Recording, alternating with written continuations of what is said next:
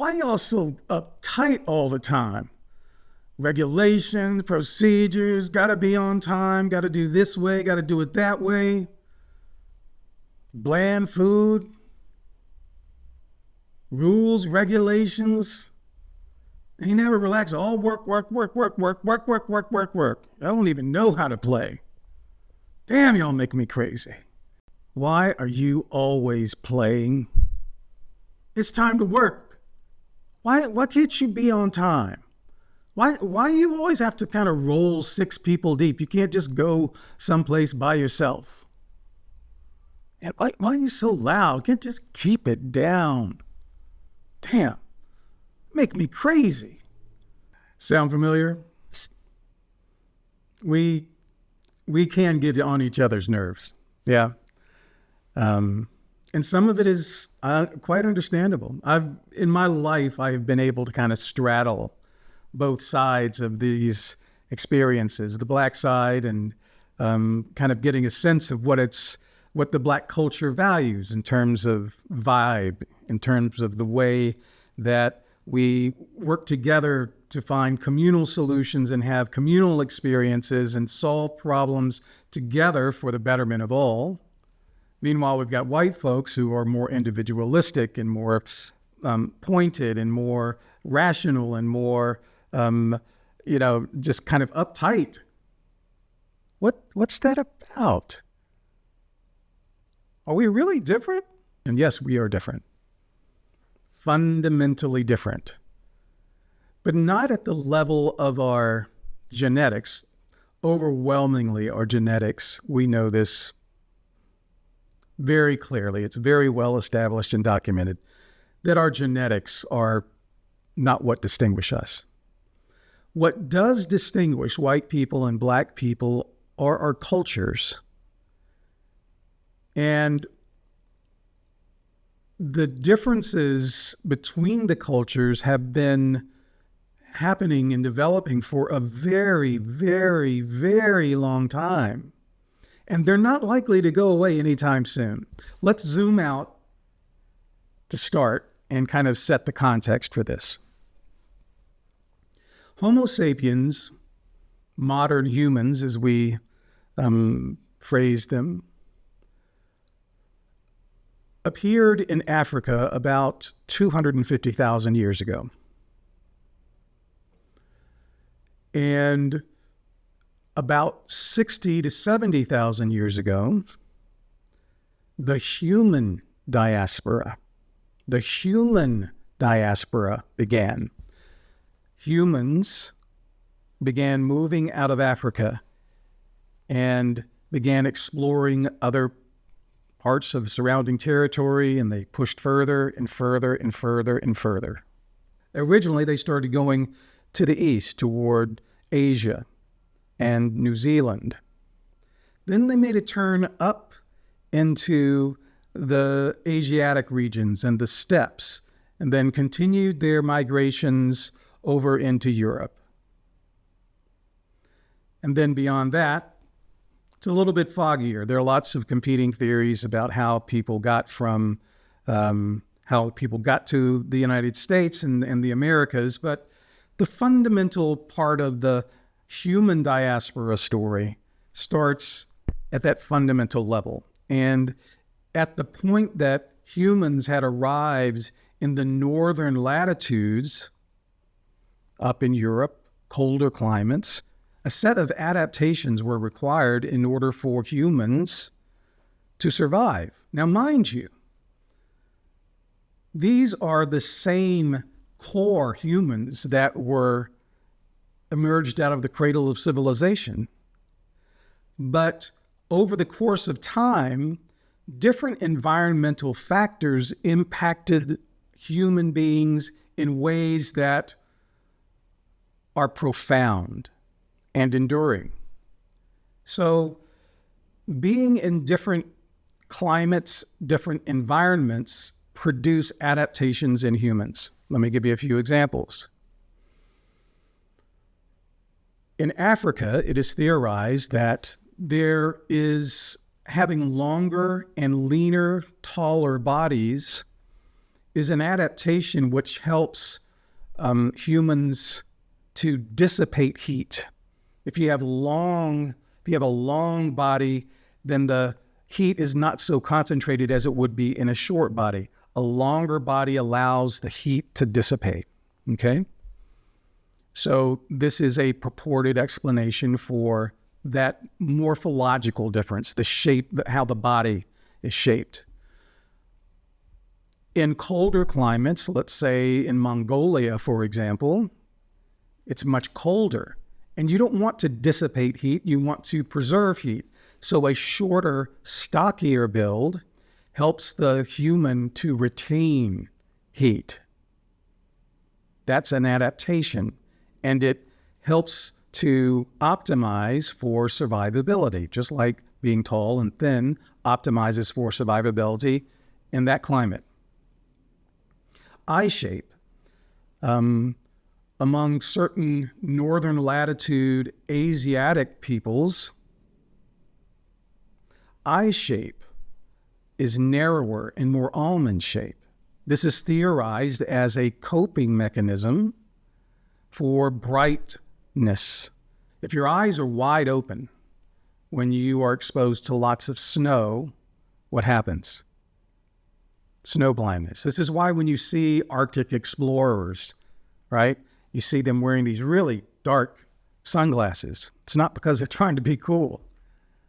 It's because they had to be able to cope with the challenges of this overwhelming amount of light that snow presents. So it is proposed that this narrower eye shape helped to kind of address all of this brightness. And if you have a smaller little window for the light to get in, then there's less risk of this kind of blindness as an ongoing challenge for survival. So if we can, and none of this is real controversial, these physiological adaptations, okay? There are many, many others. Tightly curled hair provides insulation and protection from the sun. Straight hair might provide better heat retention in colder climates. In more elevated altitudes, in mountainous regions, we find that humans adapt with a greater lung capacity as an adaptation to relative lack of oxygen. So you have a more expansive lung in order to gather more air to help kind of counter the effects of a thinner or a less availability of oxygen. Okay? This is one reason why athletes train at altitude. This is one reason why the African distance runners have one of the great physiological advantages of having greater lung capacity, having a long, lean body. It just kind of works as to optimize their performance in that kind of environment and makes them very, very competitive against peoples from other parts of the world who don't possess those same characteristics. The human body adapts to the environment and the climate to which it is exposed. Does it stop there? Does it just stop with the body, with our features? Or is there impact on our mind? Can there be similar kinds of adaptations in the way our minds develop, our systems and the way we think and the culture? Can that be explained in some part by climate and geography? Yes. But in terms of white culture, yes, there have been a number of adaptations to climate that have made white people kind of what they are. Now, the ever-present asterisk above all of the things that I'm going to say and these theories and philosophizing that I have is these are very, very broad brush stroke kinds of insights. Absolutely, there are differences in all populations of people. Some Africans are very dark, some are very light. Yao Ming was a very tall Asian person, and There are white people who have curly hair. Okay, so there are always exceptions to all of these things. We are talking about, but let's not get bogged down in the minutia, okay, and lose the bigger concept that I'm wanting to explore here. So a little grace, please. Let's talk about how climate influenced our kind of divergent development as cultures. And I'm going to focus on white and black because I'm most familiar with that. But the same kind of, we could extend this argument into the development of Asian cultural features as well. I'm just not nearly as familiar, so I will be reluctant to comment as much. I want you to imagine in the sub-Saharan Africa, that is below the Sahara Desert, okay, a group of humans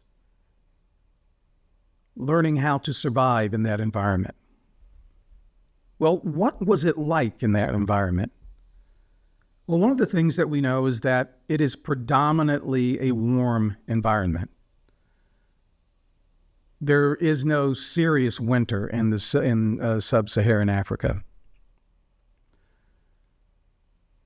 Food is plentiful and available year-round. So there's not a lot of pressure to have to constantly make provision for food because it's just kind of there. You look around and there's lunch over there on that tree. Yeah. I saw this in a recent interaction I had with a Filipino woman at a restaurant, and she came to the table, and somehow we got into some discussion about Filipino cuisine, and she said, "Well, it's all just based on all the food that we have, right outside our door. You don't have to go out and farm and do anything. It's just there. It just falls on the ground." I can remember being in the very warm climate of the Bahamas. I was working with the Bahamen, who let the dogs out. I was working with them on some music, and I was staying at a house that had an avocado tree in the front yard. There was a mango tree in the backyard. And when these things are in bloom and the fruit is grown, it is so plentiful that it can often be stinky. As you walk by this rotting fruit that is just dropped on the ground, there's so much of it that it's more than a family could consume. And if you didn't get other people to kind of help, pick it from the tree or pick it up immediately after it fell, it would just lay on the ground and rot, and it really got smelly. But that's the level of abundance we're talking about, okay?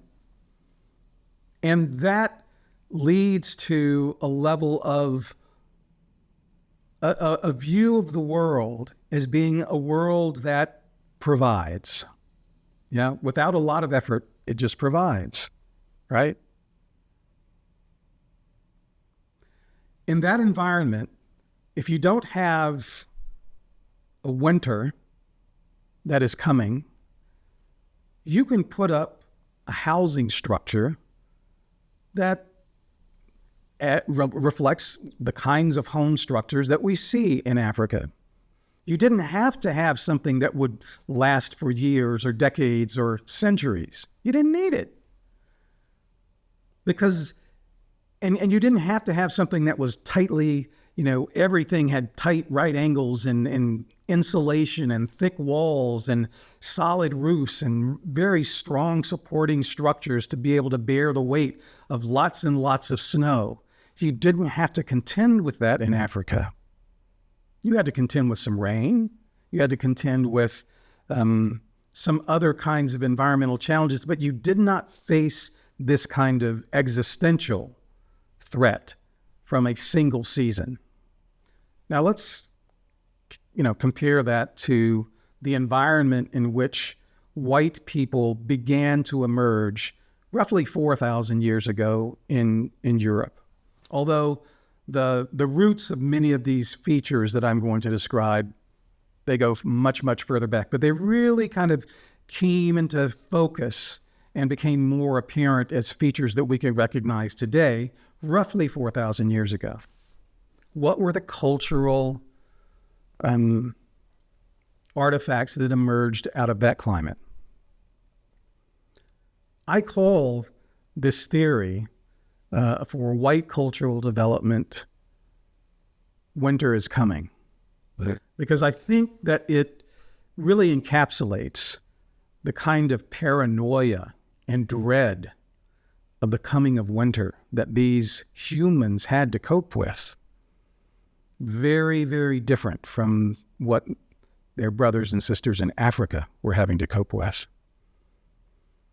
If you did not have a really solid, well-constructed home with thick walls, very strong structures, architected so that the snow could be supported, the weight of snow on a roof could be supported, and angled roofs so that it would shed off and not accumulate as much. The pressure to build that kind of home was to protect you and your family from dying from cold. You had to do that. It was a requirement of surviving in that environment. And it happened every year like clockwork.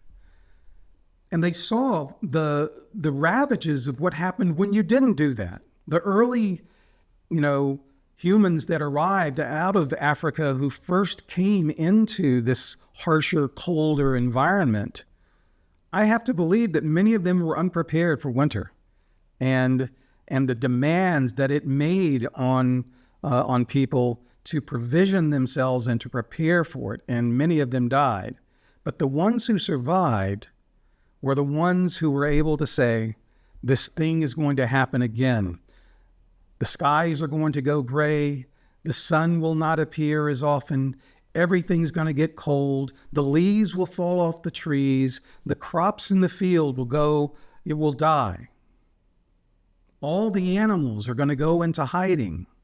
You won't see them as often. So you can't harvest the food. You can't can't kill the animals to feed your family. You have got to plan ahead.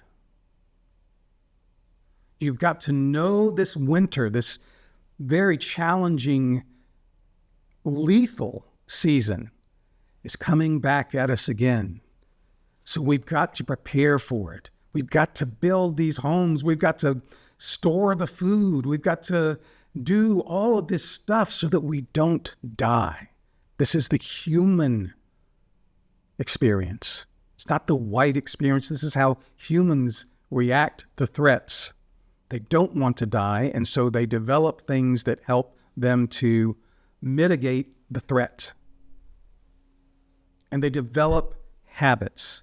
They develop practices that when they are successful, if it ain't broke, don't fix it. If these strong, well-constructed structures with the features that I've described, if they helped optimize for survivability, then the next generation would do it and refine it and improve it, and the next generation and the next generation and the next generation. Now, there was no need to reinvent the wheel each time winter came if you were able to record how you did it. Making illustrations, documentation. How do you build a strong house? How do you build structures that will allow you to survive the winter? So they began to record these things with diagrams and written language that documented the techniques that they used to do this. And those techniques were handed from generation to generation to generation, and the knowledge was preserved by writing. It helped to create this canon of best practices that would allow you to survive. On the other hand, in Africa, again, compare these two challenges. One season is lethal to the human. And if he doesn't prepare for it, he will die. The other, you have challenges, but you don't have climactic challenges that are as lethal that you have to contend with. And you were able to be a little bit more improvisational. You could kind of make it the hut this way this time and that way the next time. And, you replaced your hut every few years. It didn't need to last for decades or for centuries. And you could kind of just improvise, and it'd be a little bit different this way, a little bit that. And there's no need to codify all of that technique. And Africans didn't have a bent for codification. They are largely the roots of African culture is largely an oral tradition, where these stories and techniques were handed down from generation to generation orally. I heard about how to do this, in addition to observing how my father did it and how my mother did it. I observed it, but we just kind of passed it on orally. This is a primary feature of African culture. It's orality. And a primary feature of of white culture, very big asterisk around both of these. There's enormous diversity. Let's keep this in mind, but broad brushstrokes. A feature of white culture is to have this documentation, to preserve this knowledge so that we can efficiently pass it along. So just at this level of needing to react to these existential threats, these ways of thinking, these modes of thinking, this fear about the oncoming winter, produced in white humans in that climate a certain kind of paranoia and fear and dread. Those of you who are familiar with the Game of Thrones, you'll recognize this theme of wanting to prepare for this dreaded event. And I would propose that the White Walkers that the folks were preparing to face in this winter, the White Walkers were death. Symbolically, the White Walkers were death. And so they were trying to stave off death by preparing for the coming winter. Winter is coming. Winter is coming. Winter is coming. Winter is coming. This anxiety, okay? I've got to prepare. I've got to gather this food. I've got to build this home. I've got to maintain this home. I can tell you from my own personal experience that is a very real, and the level of industriousness that kind of resulted in white culture in so many different ways. Work, work, work, work. Got to prepare. Make hay while the sun shines, because when the winter comes, oh God. Yeah. So these kinds of practices and these kinds of habits reverberated into lots of other kinds of features about white culture. Certainly it affected white culture's attitude about timing and scheduling. If winter was going to hit in late October, early November, it was starting to get cold and the leaves were coming off the trees, you better not just be getting started at the beginning of October. You had got to begin provisioning yourself back in the summer for that future event. It started much earlier to prepare. Had to build the silos, had to store this stuff. If you ran out of food in the winter in Europe in January, you couldn't open your door and reach and grab some fruit off a tree if you got hungry. But in January in sub-Saharan Africa, when it was still warm, fruit's still all around the place. Can you see the kind of anxiety that might produce? We've got to gather up this food. You've got to be like a squirrel, right? storing up your nuts. You got to have it. You got to have it.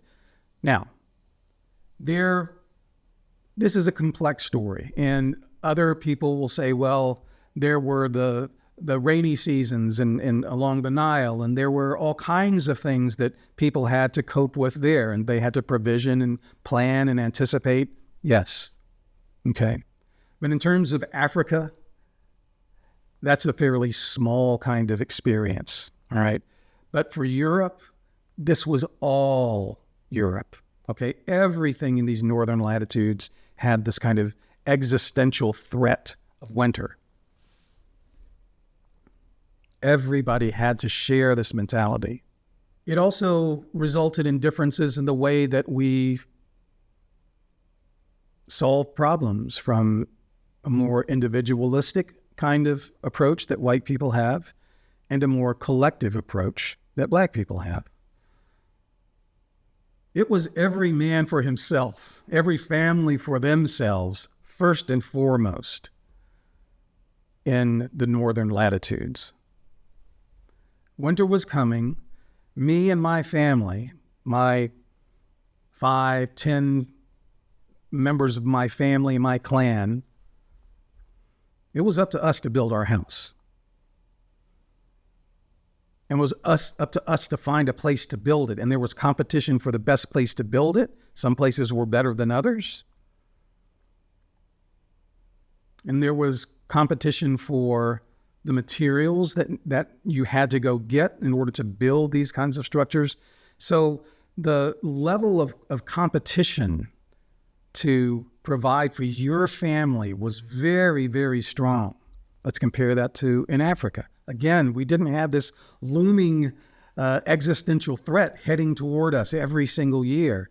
So we could be relaxed and more communal, and we could help each other do things because, I got some time on my hands. We built our little mud hut, and let me help you with yours. So this communal kind of ethos was more prevalent. What else? The harsher environments developed in the white mind a need for efficiency. We don't have time to fuck around. We got to get this shit done. Okay? Versus a more relaxed kind of pace, because there was no sense of urgency in Africa, by and large. It was more plentiful, more bountiful year-round. And when you are in a more rational, efficient kind of mode, the way you communicate also embodies that kind of approach. It is more direct, it is more confrontational, it is more straight to the point. We see this in business. I see it in business all the time. I practice it in business. I know that I can be very direct. Let's cut to the point. I have 15 minutes for this conversation. I don't have a lot of time to go around all the way around the block and do it. Look, come here, tell me what the problem is. Let's solve it. Let's get in, let's get out, and move on. Okay? That, by and large, that kind of directness, that kind of frankness is an emergent property of this kind of culture that was built to cope with these environmental challenges. The communication style was a feature of that culture. Black culture is different. Black culture is not as confrontational. It's more collective and more about maintaining a vibe within the group versus achieving the direction that a single person wants to have happen. Quickly, efficiently, let's get in, let's get out, let's move on. There's not that. It's a different kind of tempo, a different kind of flow in communication that was born and rooted in this experience of where they lived. Very different. Very different. And it worked. This is what you have to understand. The things that survive among humans tend to be the things that work.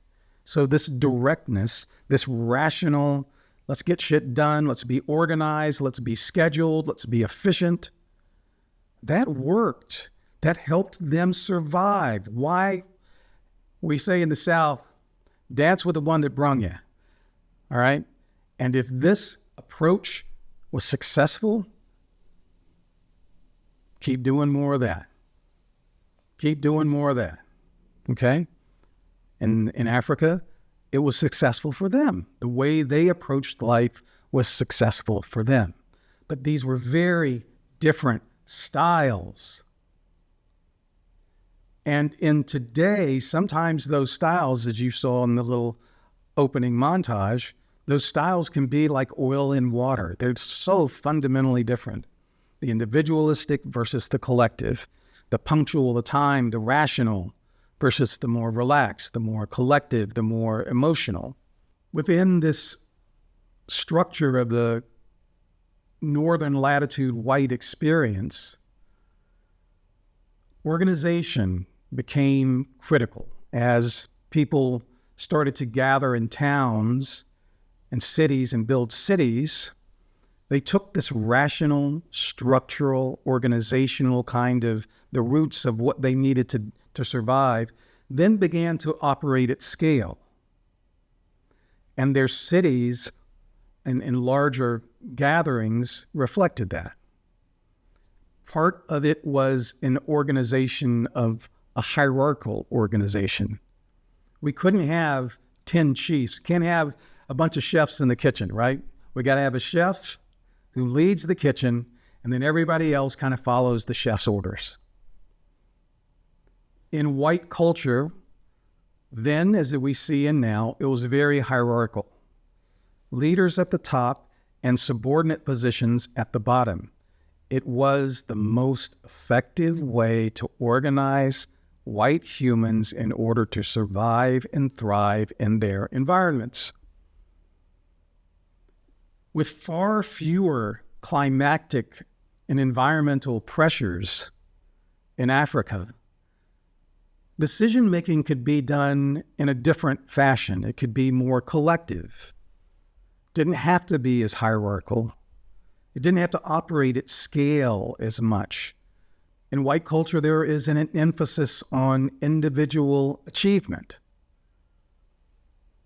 In black culture, there's an emphasis on harmony. How about expressions of emotions in public? When you are in a warm climate, you're able to interact with one another year-round. You never have to hide yourself, lock yourself away for extended amounts of time, for months and months and months, kind of bunkered down in your home with little or highly diminished kind of social interaction. So you kind of went into a cocoon, right? Of course, there was still interaction with other families in the white culture during the winter, but it did not compare to the kind of year-round interaction that you could have in Africa.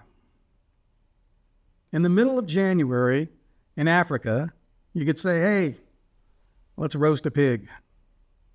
And everybody would gather. That was not going on very often in Europe.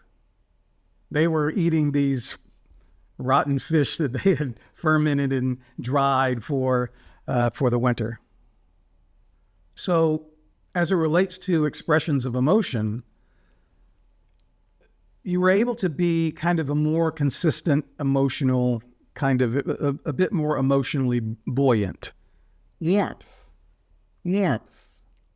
And humanity and your culture and your personality is just warm. Versus a more stoic, we are locked away, we have a bunker mentality, we've got to make it through the winter. Ooh, can we make it? Will we make it? And lots of emotionality in confined spaces was just not conducive to survival. It made people more anxious. So the cope for this winter challenge and the threat and being bunkered away for months at a time, the challenge then, the way that you coped with it was to become more stoic and to become more reserved. Now, once the sun returned in the springtime, oh my God, you can see all kinds of cultural celebrations and festivals and all kinds of features in white culture that celebrated the return of spring. And then they came back out and they had all of these kinds of more interactive, positive, happy, sunny kinds of interactions. But that was only for a part of the year. It wasn't a year-round thing. So for the most of the time, so whites can absolutely be happy and they can absolutely be celebratory and all that. But they had to learn to balance their jubilance with this kind of stoicism that helped them make it through the winter. You could not just burn off all this emotional energy, so you had to reserve it. You had to stay steady, even, contained in your emotional expression versus you could be more relaxed and flow and all that. We see this even to this day. I see it to this day. I can remember the first time I was in Amsterdam, the first time I went to Europe. Now, I'm coming from the South, the deep South. It's, you walk down the street, you make eye contact with someone, give them a little head, a yo, hi, how's it going? Even to perfect strangers, right? In the South, there's just a warmer climate, okay? We are a warmer kind of people. Even in the South of the United States, these relative differences between the colder climates of the North and the people of the warmer climates of the South, we even see that distinction here. We see this all over the place on a smaller scale. It's remarkable how the North-South distinction between colder people and warmer people, colder cultures and warmer cultures, is expressed even on smaller scales. In Italy, the northern Italy people are considered, a little bit more reserved. They have a very different kind of cuisine. They have a different way of carrying themselves than the southern people, the southern Italians, more jubilant, right? More emotional. And their foods are different. Their music is different. It's north-south, okay? In Germany, the same thing. The people in Bavaria in southern Germany think the people in northern Germany are stuck up and think they're better than everybody else. And the people in northern Germany think the Bavarians are a bunch of hicks, slow, lazy. These are Germans. Germans, by and large, are not slow and lazy. They're very industrious and productive, yeah? But even among that culture, this northern-southern kind of divide finds expression. It's a really interesting phenomena to observe, and I see it across, so many different scales of geography. It's, the we Northerners in the United States are considered generally colder and more aloof than Southerners of the United States, who are warm and gregarious and more casual.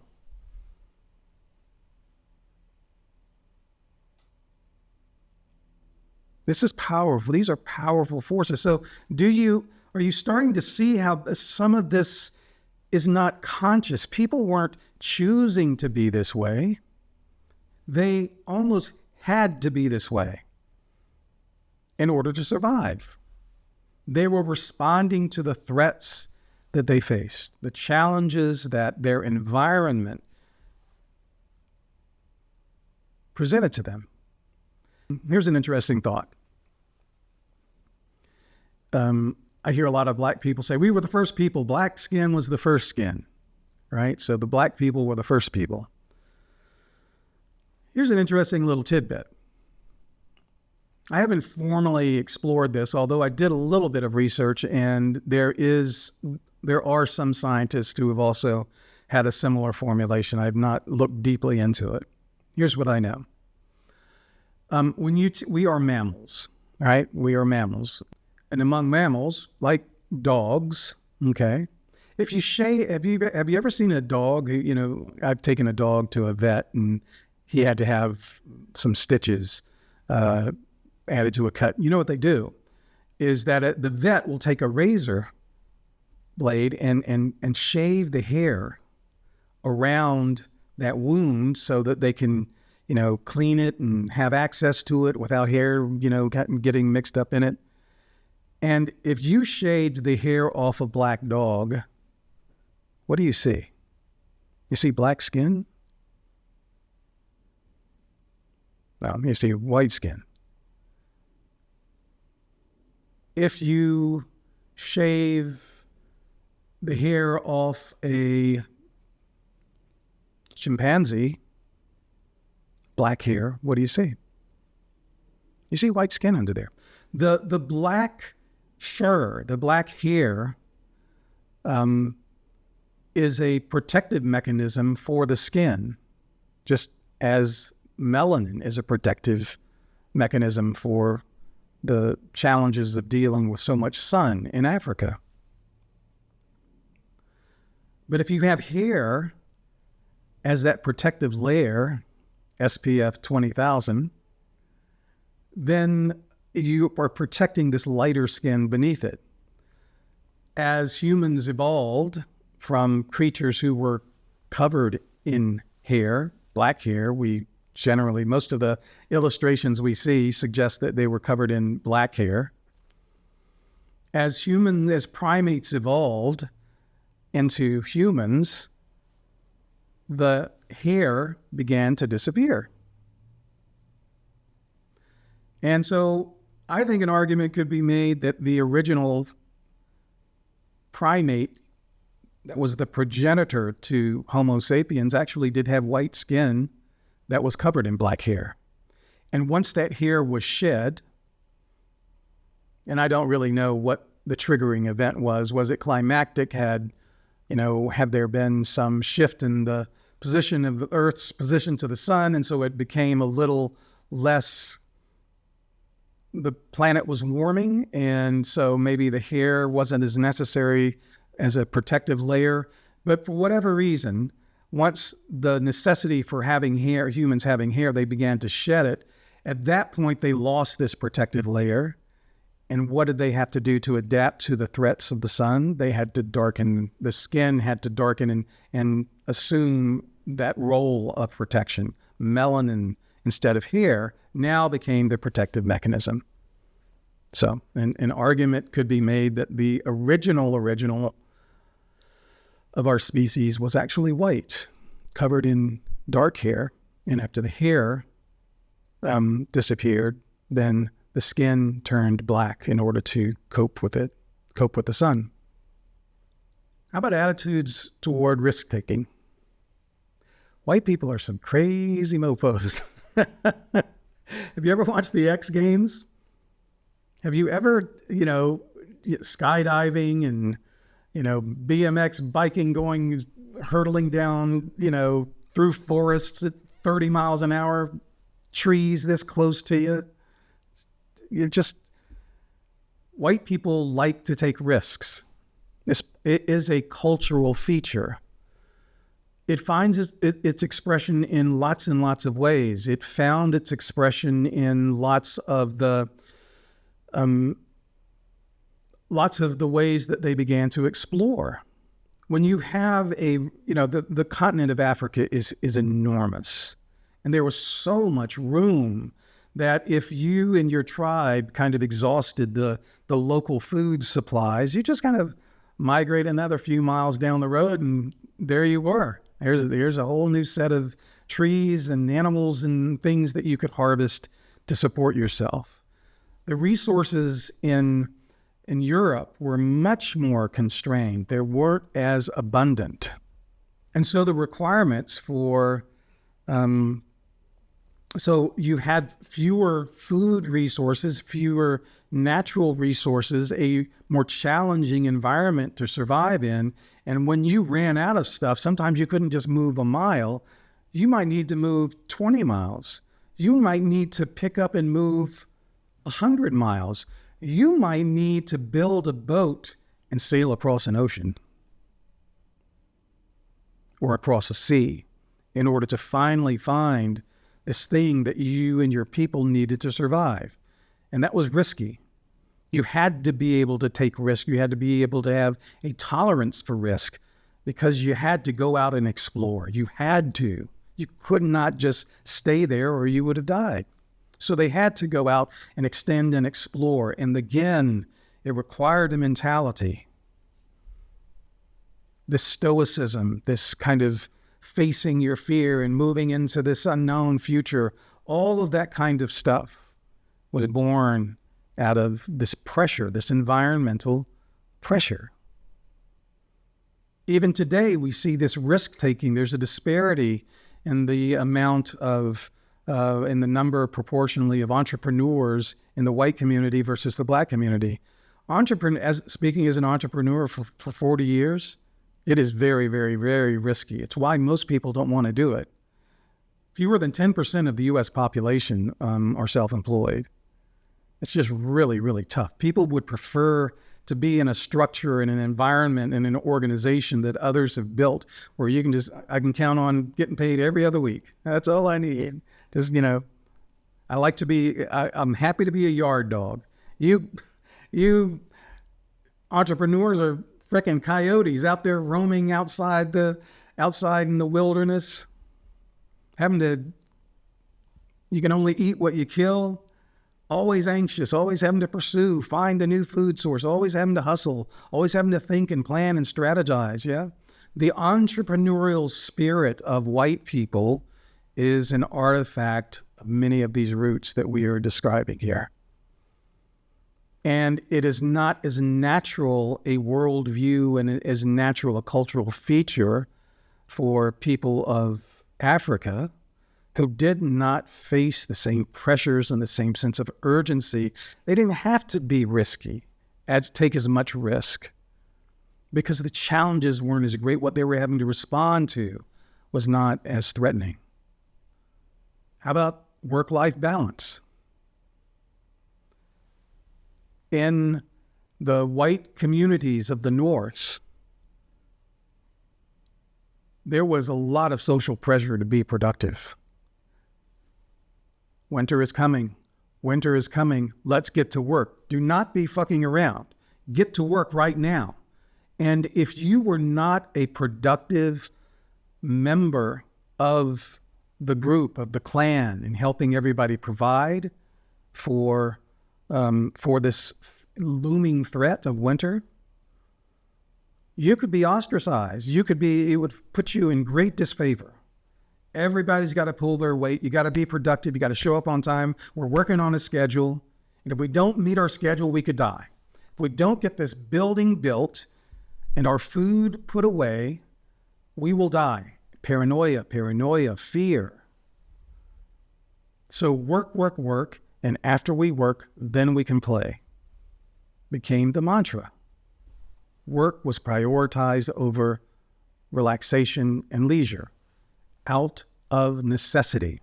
I'm sure white people would have preferred to just be relaxed year-round, but they didn't have it as an option. In Africa, on the other hand, we did not have these same pressures. You didn't have to work all the time. You could kind of just respond to, hey, let's hang, let's chill, let's relax, let's have a good time, let's interact, let's be communal. Okay, I'm getting kind of hungry. Let's go out and get something. It was more ad hoc. It was more, we'll go out and do it when we have to do it. And that might be next week. It might be next month. It might be tomorrow, but there's no great sense of urgency about doing this thing. We can be a little bit more relaxed. Chill, man. Relax. Why are you so tight? White people? Because I don't want to die. I don't want to starve. I don't want to see my children die.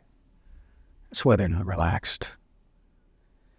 And it becomes, you have to understand that these things, when they are ingrained over centuries and centuries and centuries, they become part of a culture's DNA, a cultural DNA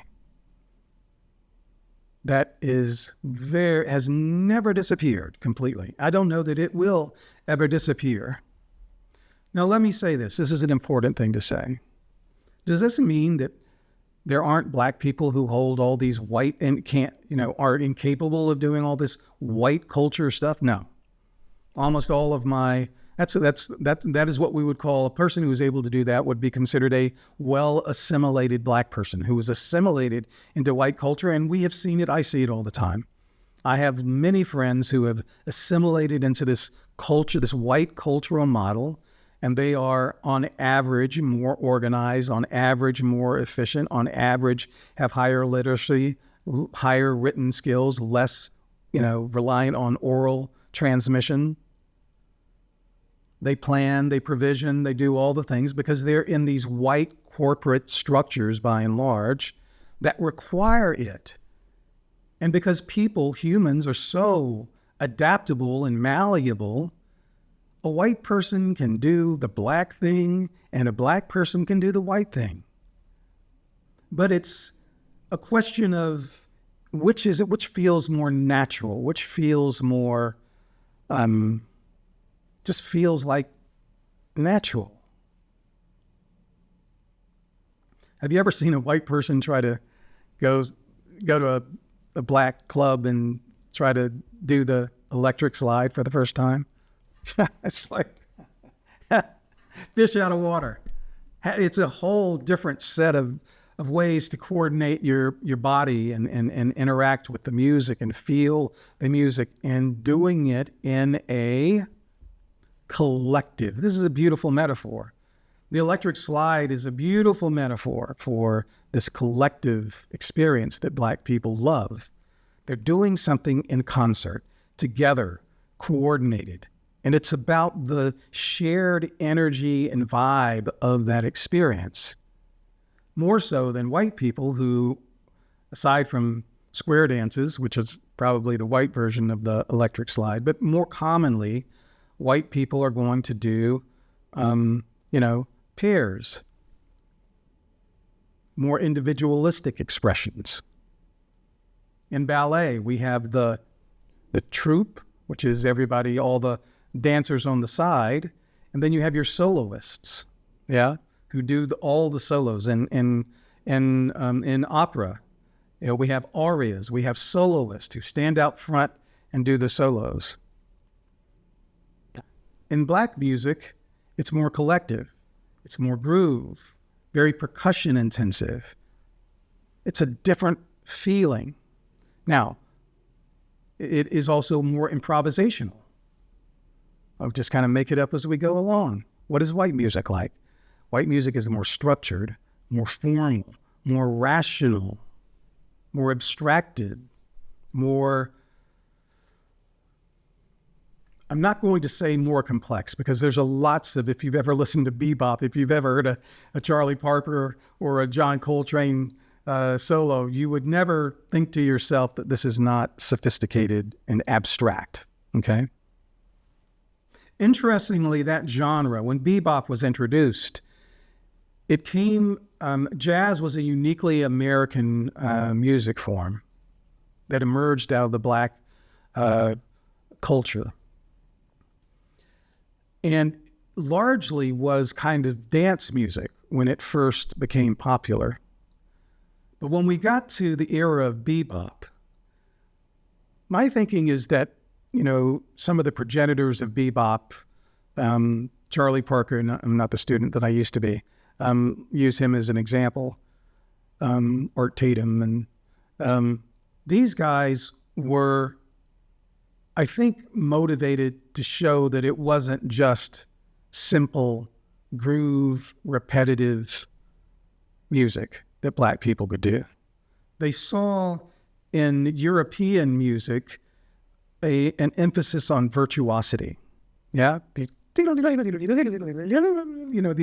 about these very complex violin solos and flute solos and all this European classical tradition of having, the broader ensemble with a very sophisticated, complex solo on top of that. And I think that bebop emerged out of part of this desire for black artists they could display virtuosity with the same level of skill and elevation and abstraction of the art form as white people. And they absolutely established that. There is no more complex, brilliant, complicated, abstracted kind of expression of music than in bebop. Jazz was the embodiment of that sophistication and remains that to this day. Right there on par with the very finest and most sophisticated, complex music of the European tradition. Miles Davis and his collaboration with Gil Evans, combining both of those things. Miles' gift for soulful expression and jazz and mood and vibe, combined with Gil Evans' more European influence, these elaborate orchestrations and complex structures, and then you combine these things into Sketches of Spain, which is just one of the most glorious musical expressions you could ever put in your ear. It takes second place to nothing. No style, no anything in the music world. It's right there. Let me also further extend this kind of musical exploration of this with one of my favorites that I think shows this well. Listen to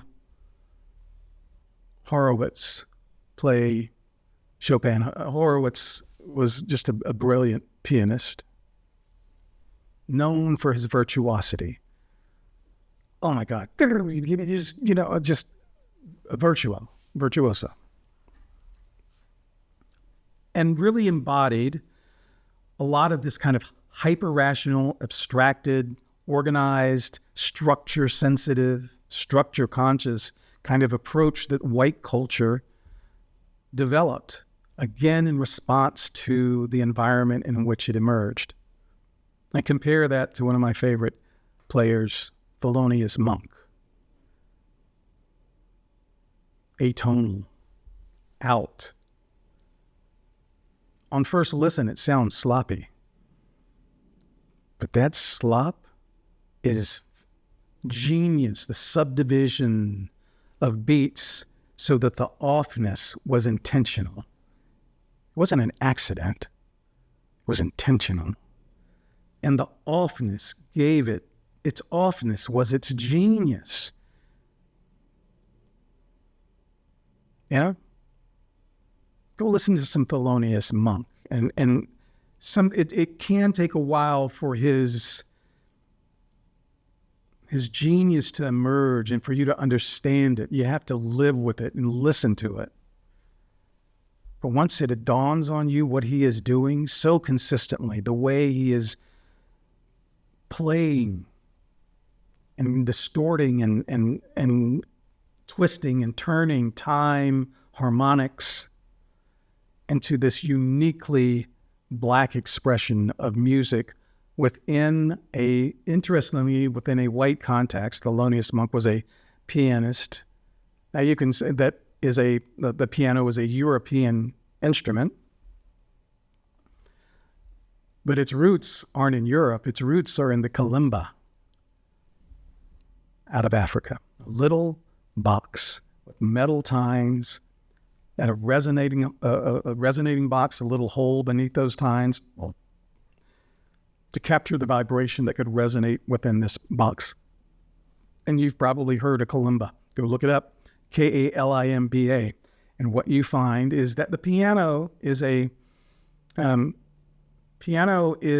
has strings, but it's actually a percussion instrument. The strings are struck by a hammer. That's what causes them to vibrate. And the kalimba is a percussion instrument as well. Bing, bong, bong, bong, bong. When you press the tine, there are usually 5-7 tines on a kalimba. You press the tine, and it is a percussive kind of stroke that produces that sound. And I believe that the kalimba is the original root of the piano. So there's that. I'm going to close. This is so... do you get the sense that this is a really enormous concept to try to even get? I've thought about this concept for years and years and years, and I still do not have my mind completely wrapped around it. I would love to formalize it. This is just consider this a cocktail napkin sketch of the idea, but I have to get it out. I have to begin to circulate the idea so that, I can get some feedback and get some reaction to it so that I can refine it and maybe get some contributions from some other thinkers so that we can expand it and make it more relevant and more accessible. I want people to be able to understand this concept as an explanation for things that are often confused for intentional behaviors that are intended to hurt someone else and oppress someone else. White people are just doing the thing that they have learned to do in order to survive.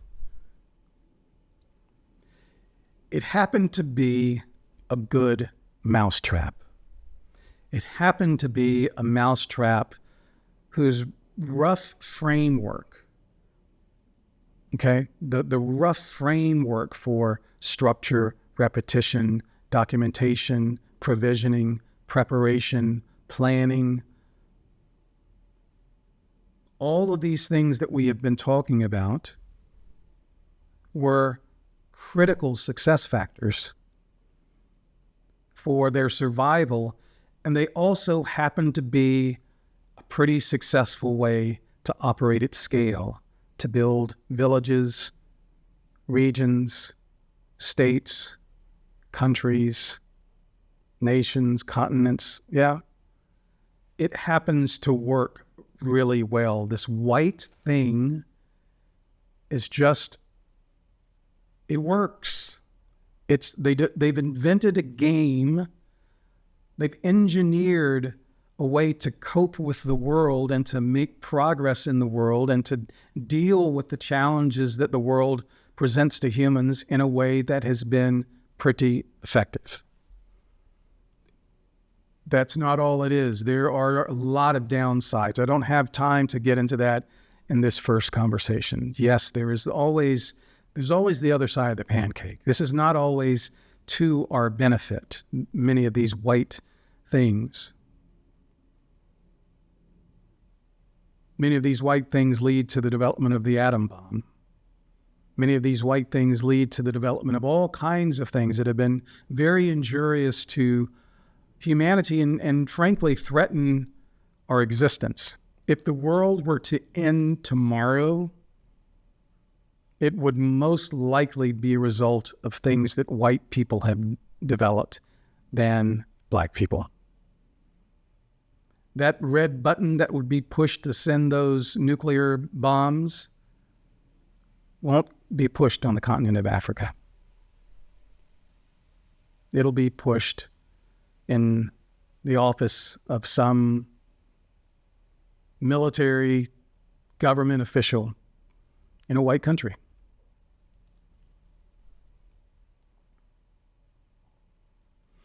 Conversely,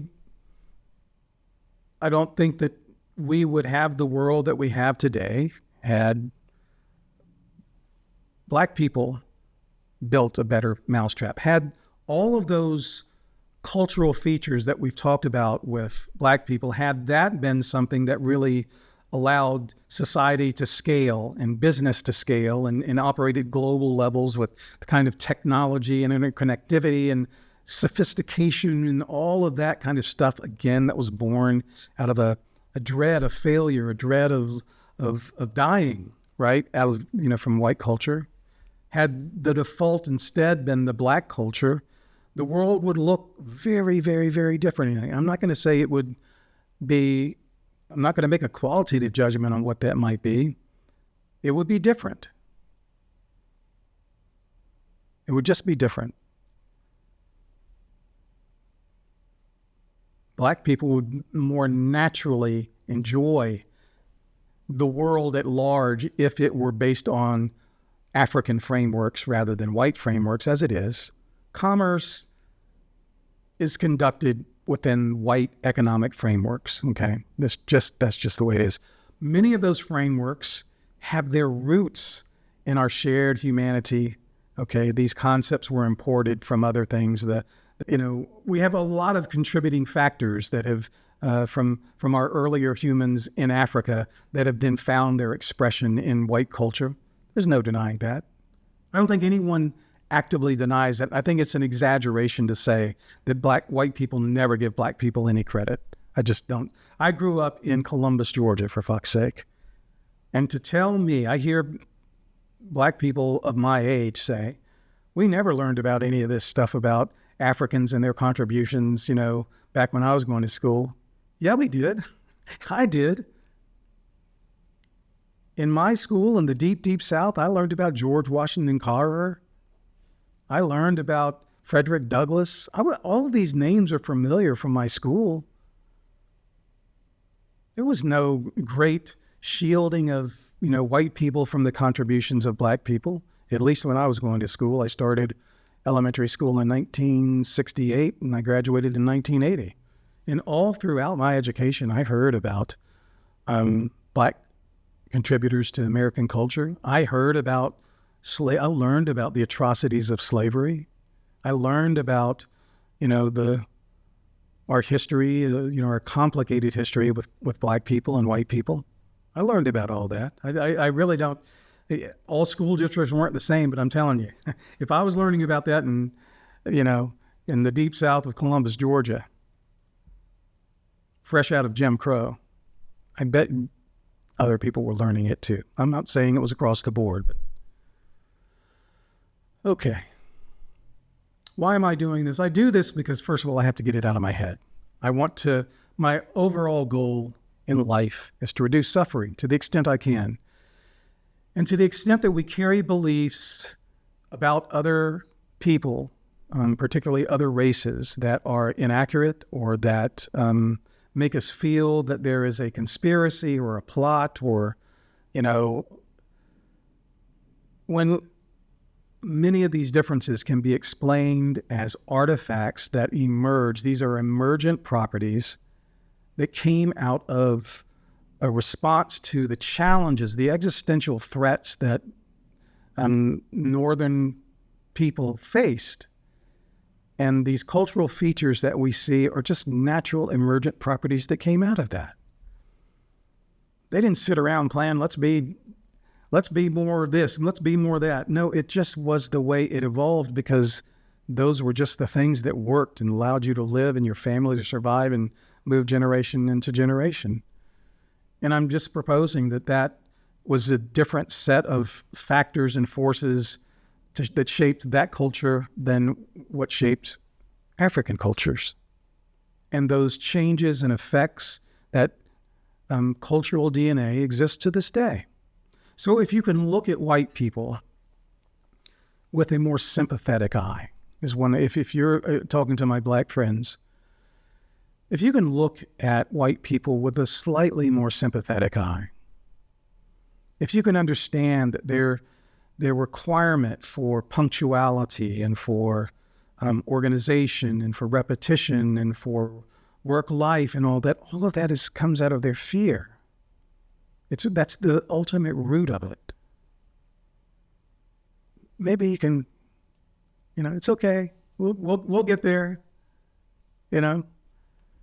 And similarly, you have to understand that white people have the majority culture here. And if you walk into a white corporation, it is going to be, its rituals, its frameworks are going to reflect this white orientation. And it is unlikely to change anytime soon because it has absolutely worked. It has allowed white culture to prosper and flourish in many ways.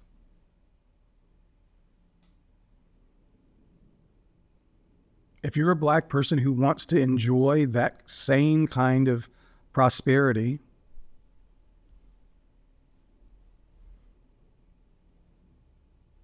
if you wanted to optimize yourself for thriving and succeeding in that environment, then you would want to understand why they are that way and adapt some of your habits and practices so that it fits in. You don't have to become white, but you do have to, between 9 to 5, you do have to kind of, if you want to survive and thrive in this environment, this corporate environment in particular, you just have to kind of understand it. And if you understand the why of it, then you won't misinterpret it as you're being mean to me by being so direct. No, I'm not being mean to you. I'm just being the way I am. That's the way white people are. It's the way white-ish people are as well, because we've absorbed these habits that allow us to participate in this white framework and succeed. Is it the best way? But we aren't finished yet. This is the great unfolding. Reality is this great unfolding of our humanity over time. And we will change. I see that white people is white people over time. It may take another 500 years, okay? It may take another 100, I don't know. White people are changing slowly but surely. The more they interact with black people, maybe the more relaxed they're going to become. Yeah, as we absorb more black culture, maybe it'll relax people a little bit. It'll ameliorate some of this fear. That's going to be a hard one to get rid of. And black people, on the other hand, may say, you know what, I kind of like some of this predictability that these whites have. They build these machines to produce predictable outcomes, and there's less of this.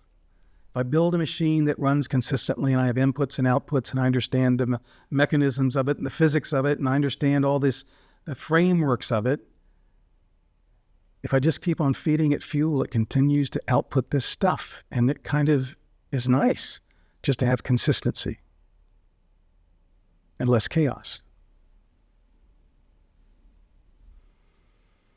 Okay. I can't say no more. This is all I know right now. I'll take more. I do want to hear your thoughts. My thoughts are derived, many of them are some of my own. There are a number of other thinkers who have explored this area of thinking. I don't know that I've heard anyone go exactly where I am, but Jared, I forget his last name, Jared Diamond, Guns, Germs, and Steel, touches on some of this. I read him recently. Yuval Harari, I believe. Yuval Harari, there's an author who has some evolutionary biology kinds of in the context of, geography and, environmental pressures. There are a number of people who have talked about this generally. Part of my wanting to explore it and develop it further and kind of put it in my own vehicle is because I think a lot of times these very academic kinds of explanations, and some will say, well, you're sounding a little academic yourself, Rick, but I think these overly academic kinds of explanations often are too hard for people to really process. It requires too much work to kind of get to the core of the idea. And I'm trying to make some of this thinking more accessible and so that people can actually use the ideas to the extent that they find them valuable and hopefully reduce some suffering by eliminating ideas that are wrongly formulated and wrongly interpret why people are the way they are and say, oh, that's why they are the way. They aren't evil. They were just paranoid. And that and these ongoing things are part of that fear that they came out of in their cultural roots in these northern latitudes. On the other hand, white people can look at black people and say, oh, that's why you're so relaxed. That's why you're so communal. That's why you like to be so emotional and celebratory and lit. because you grew up in a place of abundance and there weren't these pressures. So it's easier to be laid back. And I accept you and your approach. And we just kind of have to figure a way to find the optimal balance between both of these approaches, this more rational and, structural kind of thing, combined with the more emotional, collective, communal kind of approach. We're all part of the same species, my friends. We're all one. But we're different. But I believe these differences don't have to keep us apart. I believe when we combine these differences into what we see in America, honestly, it's still the greatest experiment that ever was. It can produce enormous beauty for the human to consume, all of us to share this big pot of soup that we each contribute our ingredients to. It's all here for us to share together. And just kind of understanding some of the history and the roots of this, I think, helps us put some of these things in a context that you go, oh, that's what's going on. All right, tell me what you think. I will continue to develop this and share it. I would love to do this, a more fully produced version of this. Can you imagine this in a more organized video that has examples of a lot of things I've discussed? It shows the architecture, it shows the climate, it shows the examples of the music. All these things need to be brought to life and visualized and in ways it would want to be a documentary is what it wants to be, that is fully produced, multimedia. That takes a lot of time. This is the first step, just kind of getting it out of my head and into the world, and let's see what it produces, okay? Eventually I would like to do that, but that's going to require time and money. And at some point I may stick out my hand and ask for your support in doing that, if you believe this is worth pursuing. We'll see. My job is to put the ideas out there. I have no control over how people are going to respond to it. Hopefully, positively. Let's talk about it. Keep pushing. One love. Peace.